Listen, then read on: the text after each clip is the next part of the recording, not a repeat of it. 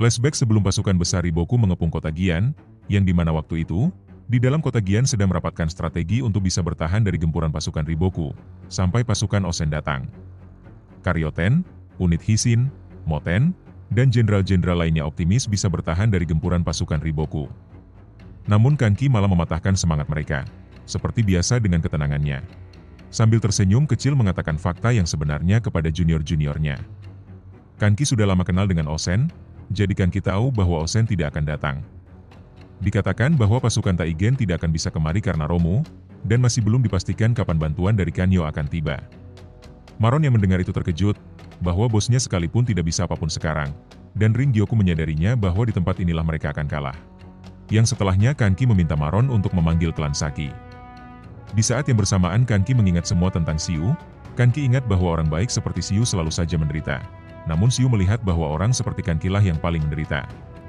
Menurut Xiu jika Kanki dan Xiu hidup bersama mungkin katanya hal-hal baik akan terjadi. Mengingat itu tidak ada senyum lagi di wajah Kanki. Bahkan Maron yang memanggilnya pun Kanki tidak sadar. Namun saat Kanki menyadari Maron memanggilnya, Kanki kembali memperlihatkan senyum dan ketenangannya. Dan entah apa rencana Kanki selanjutnya sehingga membuat Maron terlihat keringat dingin, sampai bertanya apakah bosnya serius akan melakukan hal ini? Kanki dengan senyum getirnya membenarkan. Kembali ke masa sekarang. Pasukan besar Riboku sudah mengatur formasi tepat di depan benteng kota Gian. Riboku mulai memerintahkan pasukannya untuk memulai serangan. Saat itu juga tangga-tangga pengepungan pasukan Zhou mulai tersandar di dinding benteng kota Gian. Namun yang mengejutkan mereka, kota yang mereka kepung nyatanya kota kosong. Yang mereka temukan hanya beberapa ratus warga Gian yang ketakutan walaupun mereka sehat walafiat. Para komandan Riboku tidak yakin kalau pasukan Kanki sudah meninggalkan kota. Lantaran mata-mata mereka terus mengawasi Kanki setiap waktu. Komandan Riboku terus meminta pasukannya untuk mencari Kanki. Lagi-lagi pasukannya mengatakan bahwa mereka tidak menemukan jejak-jejak keberadaan pasukan Kanki. Sampai akhirnya sebuah laporan datang, melaporkan bahwa mata-mata mereka di sisi timur sudah habis. Yang artinya selama ini Riboku hanya mendapatkan laporan dari mata-mata sisi barat mereka saja. Akhirnya Riboku yakin bahwa Kanki sudah meninggalkan kota. Shisui pun sepemikiran. Shisui yakin bahwa Kanki sudah menyadari kekalahannya, lantaran jika Kanki kalah mereka sudah tidak punya jalan lari lagi. Riboku membenarkan. Para komandan Riboku yakin bahwa pasukan Kanki lari menuju timur, yang notabene adalah wilayah Yan dan menjauhi Qin. Alasan itu juga yang membuat para komandan Riboku bingung lantaran Yan juga musuhnya Qin. Namun Riboku yakin bahwa Kanki tidak berpikir ke situ. Riboku yakin bahwa sasaran Kanki yang sebenarnya adalah tempat di mana 100.000 rakyatnya mengungsi, termasuk rakyat Sekirei, yaitu kota Hika. Mendengar itu membuat pasukan Riboku panik. Para komandan Riboku langsung mengumumkan keadaan darurat. Dan langsung memerintahkan pasukannya untuk memburu Kanki sebelum sampai di kota Hika. Namun tepat saat Riboku bergerak menuju kota Hika, Riboku mendapatkan laporan dari anak buahnya bahwa Kanki meninggalkan pesan untuknya, dan pesan itu berupa susunan manusia karya dari klan Saki.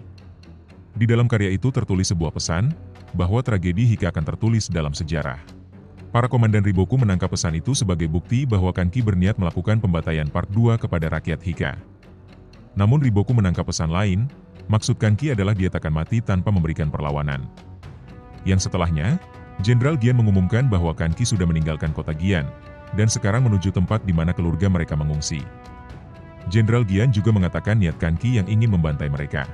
Mendengar itu membuat seluruh pasukannya panik sekaligus marah. Jenderal Gian memerintahkan pasukannya untuk bergerak dengan kecepatan penuh menuju kota Hika. Dikejutkan oleh kabar bahwa Kanki sedang menuju ke Hika di timur, pasukan Zhou yang berkumpul di Gian memulai keberangkatan paksa satu persatu menuju ke kota tersebut. Kavaleri Zhou Utara terkenal dengan kecepatan mereka bersama dengan infanteri terlatih untuk mengimbanginya. Seluruh pasukan bergerak dengan cepat, mereka bergerak dengan kecepatan di luar nalar untuk ukuran pasukan 100.000 prajurit. Setiap prajurit berlari dengan kecepatan gila-gilaan. Dan itu akibat trauma mereka yang pernah mendengar pasukan Kanki membantai 100.000 pasukan Kocho. Saat ini benteng Hika dipenuhi dengan rakyat Zhou Utara, dan tidak boleh tragedi yang sama terulang kembali. Namun di saat yang sama, pasukan Kanki sudah lebih dahulu sampai tepat di halaman kota Hika. Dan terlihatlah di dalam kota tersebut sudah dipenuh rakyat Zhou Utara, yang tanpa disadari oleh mereka Kanki sedang mengintai. Dan terungkap asal-muasal keringat dingin Maron sebelumnya ternyata muncul dari rasa takutnya kepada Kanki, yang berniat melakukan hal yang mengerikan kepada rakyat Hika. Jika benar-benar Kanki melakukannya, tidak terbayang apa yang akan dilakukan pasukan Zhou nantinya. Namun katanya sudah tidak ada jalan lain. Rin Gyoku yang mendengar itu bertanya kepada Maron, apakah mereka mempunyai jalan lain selain ini? Di situasi pelik saat ini Rin Gyoku sungguh rindu terhadap Raido, jika Raido masih hidup pasti membawa keoptimisan dengan kepediannya. Namun sayangnya Raido sudah mati. Shin, Karyoten, Naki, yang mendengar itu hanya bisa diam. Rin Gyoku juga menceritakan kisahnya yang seorang bandit nakal beban kerajaan. Namun sekarang ia tidak menyangka bisa menjadi tentara resmi kerajaan. Terlebih lagi dia sekarang komandan dari seorang Kanki, salah satu sang jenderal besar Qin. Yang katanya hidupnya selama itu hanya ribut-ribut tidak berarti. Di dalam klan Kanki lah menemukan keberartian itu, Rin Gyoku yakin bukan hanya dirinya yang merasakan itu. Walaupun katanya di mata orang luar mereka hanya seonggok sampah kerajaan, ya memang begitu kenyataannya. Tapi walaupun begitu jika mereka benar-benar mati, mereka menganggap kematian mereka sebagai sebuah kebanggaan bagi klan Kanki. Spontan anak buah Kanki yang lain bersemangat, mereka berjanji akan mengikuti bosnya kemanapun bosnya pergi. Kanki sendiri mendengar anak buahnya yang begitu bangga terhadapnya itu, hanya bisa berkata tanpa ekspresi. Kanki mengakui bahwa niatnya memungut bandit-bandit itu. Niat awalnya untuk membuat klan sebagai alat untuk balas dendamnya. Kanki hanya ingin memperlihatkan kepada para banditnya itu, bahwa di luar sana banyak manusia yang lebih kotor dari para banditnya. Menurut Kanki bahwa dunia ini adalah limbah kotor yang besar. Untuk membersihkan limbah-limbah itu adalah tugas bandit-banditnya. Tiba-tiba Maron nyeletuk, menurut Maron limbah-limbah itulah yang sekarang menyulitkan mereka. Mendengar itu Kanki tersenyum. Menurutnya satu-satunya kesalahan Kanki adalah membiarkan Maron, orang yang berniat mengambil alih klannya hidup. Mendengar itu membuat anak buah Kanki jengkel terhadap Maron. Maron klarifikasi menurutnya itu tidak seberapa dibandingkan dengan Raido, yang berniat menghabisi Kanki di setiap Kanki tidur. Kanki tersenyum dan melanjutkan ceritanya. Menurutnya bahwa kesalahannya hanya sampai di situ. Setelahnya Kanki tidak pernah membuat kesalahan. Sama seperti sekarang, jika banditnya melakukan apa yang diperintahkannya, semuanya akan baik-baik saja, yang pada akhirnya Kanki lah yang akan menjadi pemenangnya. Berfokus ke tempat Zhou. Dikatakan Hika terletak di sebelah timur Gian, tepat di seberang hutan. Dan yang pertama merapat ke Hika adalah pasukan Gian yang dipimpin oleh Jenderal Enkan. Ini sebuah pengejaran nekat demi menyelamatkan sebuah keluarga. Namun, pemandangan yang menyambut mereka adalah amukan api, yang ditaksir berasal dari kota Hika. Riboku mendapatkan laporan tentang kejadian tersebut, seketika melotot menganggap Kanki sudah gila.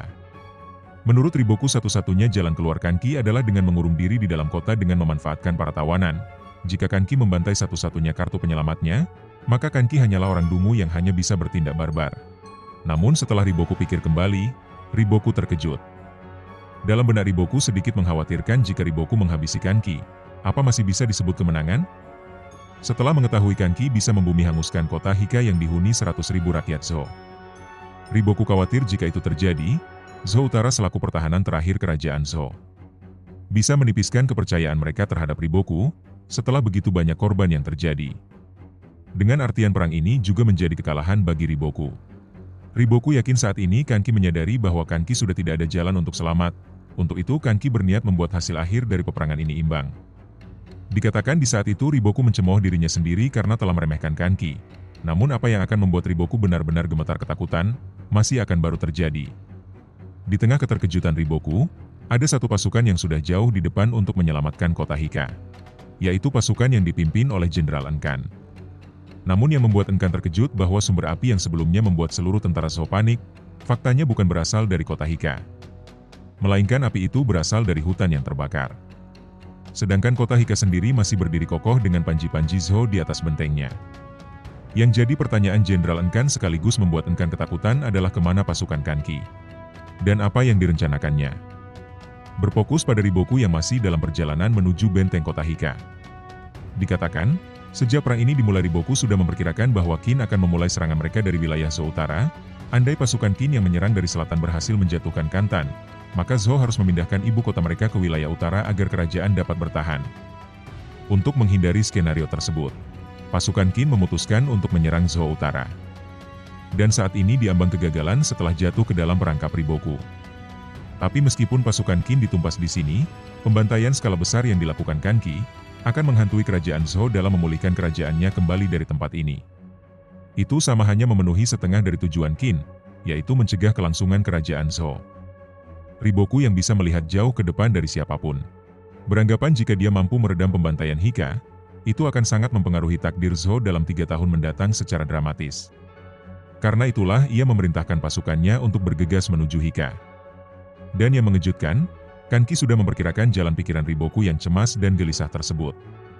Dikatakan, karena itulah Riboku pasti termakan oleh taktik Kanki. Yang tidak lama dari itu Riboku dibuat melotot melihat pasukan besar Kanki tiba-tiba muncul di samping pasukan besarnya, dan memotong iring-iringan pasukannya. Kanki yang sebelumnya dia anggap sedang melakukan hal yang mengerikan kepada 100.000 rakyatnya di Hika, sekarang tersenyum tepat di samping pasukannya. Tentara Zhou panik dan sibuk memerintahkan pasukannya untuk melindungi Riboku. Beberapa komandan pasukan Zhou juga meminta Riboku untuk mundur. Namun, dari belakang mereka juga datang pasukan Kanki lainnya.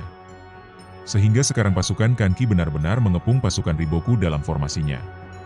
Taktik kepungan yang sebelumnya Kanki rasakan, sekarang Riboku merasakannya juga. Sungguh pergerakan Kanki tersebut membuat Riboku melotot. Selama beberapa detik Riboku terdiam sambil menatap pikirannya. Pertama, tentang kesalahannya. Karena telah gegabah tentang benteng Hika. Mengingat benteng Gian bisa takluk dalam sekejap, Riboku mengira Hika pun akan bernasib sama. Jika dipikir kembali, pasukan Qin cukup menderita kerugian setelah menaklukkan Gian. Pasti sulit jika mereka harus langsung menyerang Hika setelahnya. Karena benteng Hika juga dipadati penduduk, artinya Kanki tidak akan mudah menjatuhkannya. Dan meskipun Kanki berhasil menyerang Hika, tentunya pasukan Riboku bisa tiba sebelum benteng ditaklukkan. Dan kesalahan Riboku yang paling fatal adalah, saat Riboku digentayani ketakutan dari Kanki, sehingga membuat dirinya sendiri terjebak di perangkap Kanki sekarang. Kanki sudah mengira bahwa Riboku akan panik ketika prediksinya meleset. Hasilnya, Riboku menyadari meskipun ia sudah sangat berhati-hati, dia tetap terjatuh ke dalam taktik yang sering Kanki pakai. Yang Kanki beri slogan, kurangi jumlah dan sergap. Maron yang melihat pasukan bosnya dari kejauhan, tidak henti-hentinya memuji Kanki yang sudah tepat memperkirakan semua kejadian tersebut. Di tengah kekagumannya itu, Maron ingat ketika Kanki memaparkan rencananya untuk menyergap Riboku di hutan. Rencana itu sungguh dipuji oleh Karyoten, selaku ahli strategi yang benar-benar menimba ilmu kemiliteran. Begitupun dengan Moten, menurutnya rencana itu juga bisa untuk sambil mencari jalan melarikan diri di tengah kekacauan peperangan. Namun Maron menjelaskan efek dijalankannya strategi tersebut. Yang pertama, mereka bakal muncul di tengah-tengah pasukan Riboku, yang berarti mereka sudah tidak bisa bersembunyi lagi. Yang kedua, jika mereka benar-benar berhasil menghabisi Riboku, Maron yakin situasi masih tidak akan berubah. Yang ketiga, jika mereka kalah, semua pasukan Qin akan musnah. Ya intinya rencana Kanki itu tidak membuat peluang hidup mereka meningkat. Dan strategi itu hanya meningkatkan peluang menghabisi Riboku saja. Berfokus kembali kepada Riboku. Riboku mulai bangkit dan kembali mulai menyadari, kalau apa yang dilakukan Kanki saat ini hanya gigitan mereka yang terakhir. Untuk itu, setelah Kanki menampakkan diri, Riboku meminta pasukannya untuk penggal Kanki dan mengakhiri perang ini. Namun tentara Zhou rupanya bukan tandingan Kanki. Kanki dengan mudah menghabisi tentara Zhou yang berhasil menampakkan wujud mereka di depan muka Kanki. Justru sebaliknya, Kanki menegaskan bahwa Ribokulah yang tidak akan selamat darinya. Yang tidak lama dari itu Riboku kembali dibuat panik lantaran sebuah pasukan menggilas pasukan belakangnya. Dan itu adalah Zeno pasukan terkuat dari Kanki. Tidak hanya Zeno, Suma pun sekarang persis di hadapan Riboku, hanya saja masih terhalang beberapa tentara Riboku yang mencoba menjadi pelindungnya. Hingga akhirnya, Zeno berada tepat di depan hidung Riboku dan sudah mengangkat gada besinya. Namun tiba-tiba pasukan Kaine datang, dan menghujani Zeno dengan panah. Sedangkan komandan mereka yaitu Kaine one-on-one dengan Suma. Kaine babak belur oleh Suma, melihat itu membuat Riboku sekarang mengeluarkan pedangnya. Ia mencoba melindungi Kaine. Namun, Riboku pun tertabok oleh Suma. Walaupun begitu pada akhirnya Suma bisa ditebas oleh Riboku. Berkat pergerakan Kaine yang mengecoh Suma. Dikatakan Riboku tidak memperkirakan sergapan dari Kanki, namun selain pasukannya dan Enkan yang berangkat duluan. Pasukan besar Zhou dikerahkan dengan tujuan untuk mempertahankan posisinya, yaitu melindungi Riboku setiap saat sambil berarak maju. Meskipun dia tidak bisa memprediksi sergapan Kanki, faktanya Riboku sudah mempersiapkan kemungkinan-kemungkinan yang bisa mengancamnya. Sehingga Riboku tidak sepenuhnya tanpa pertahanan. Begitu mereka menyadari ada sesuatu pada Riboku, mereka bisa dengan cepat menyelamatkannya, dan mereka lebih cepat dari yang Kanki duga. Sedangkan di pihak pasukan Kanki, unit Hisin dan Gakuka ditugaskan di lokasi yang berbeda. Kanki membentuk 3 kelompok, lantaran ada 3 rute yang kemungkinan akan dilalui pasukan utama Riboku, yang kebetulan Riboku melewati rute yang dijaga Kanki. Bukan hanya itu saja, Kanki juga sengaja membuat 3 kelompok agar tidak terlalu beresiko, sehingga ketiga kelompok itu masih bisa sembunyi di hutan. Kedua pasukan itu ditugaskan antara ikut menggerebek Riboku atau menghadang pasukan yang mencoba menyelamatkan Riboku. Dan pilihan kedua pasukan itu adalah menghadang pasukan Seika yang dipimpin oleh Gakuso, yang rencananya setelah berhasil mengacak-acak pasukan Seika, Shin berniat maju ikut barbar, bareng Kanki memburu Riboku. Sedangkan Riboku sendiri saat ini masih belum selesai mendapat ancaman. Dan ancaman itu datang dari Kokuo yang saat ini sedang membidik Riboku dengan panahnya. Namun Kaine melindungi Riboku, tidak lama dari itu sekarang giliran Ringgyoku yang muncul tepat di hadapan Riboku. Riboku yang saat itu sibuk mengkhawatirkan Kaine, dikejutkan dengan kedatangan Ringgyoku. Untungnya Riboku bisa menahan hanusan pedang Ringgyoku tepat waktu. Ringgyoku menyudutkan Riboku, tapi sayangnya para pengawal Riboku datang dan masih bisa melindunginya. Setelah berhasil diselamatkan, Riboku benar-benar fokus untuk menyelamatkan Kaine, sehingga strategi dan taktiknya benar-benar tidak jalan. Kelemahan Riboku tersebut dimanfaatkan dengan baik oleh Ringgyoku. Untuk kedua kalinya Ringgyoku berhasil membongkar pertahanan Riboku dan membuat Riboku tersungkur ke tanah. Namun plot armor Riboku ini sungguh mengesankan, tinggal satu ayunan pedang lagi bagi Ringgyoku untuk bisa menghabisi Riboku. Tiba-tiba komandan-komandan muda Ribo datang beserta pasukan. Mereka menumpas pasukan Kanki, dan sekarang mereka mengincar para komandan Kanki. Posisi pertempuran sekarang Futei berhadapan dengan Ringgyoku, dan si anak muda Ganmon berhadapan dengan Kokuo. Sedangkan Zeno masih terus mengancam meskipun sekujur tubuhnya dipenuhi anak panah. Walaupun situasi masih mengancam Riboku tidak membuat si anak muda Ganmon ikutan panik, ia percaya jika mereka bisa menahan Kanki sedikit lagi akan menjadi sebuah kemenangan bagi Riboku. Dan entah apa maksudnya dari pernyataan si anak Ganmon ini.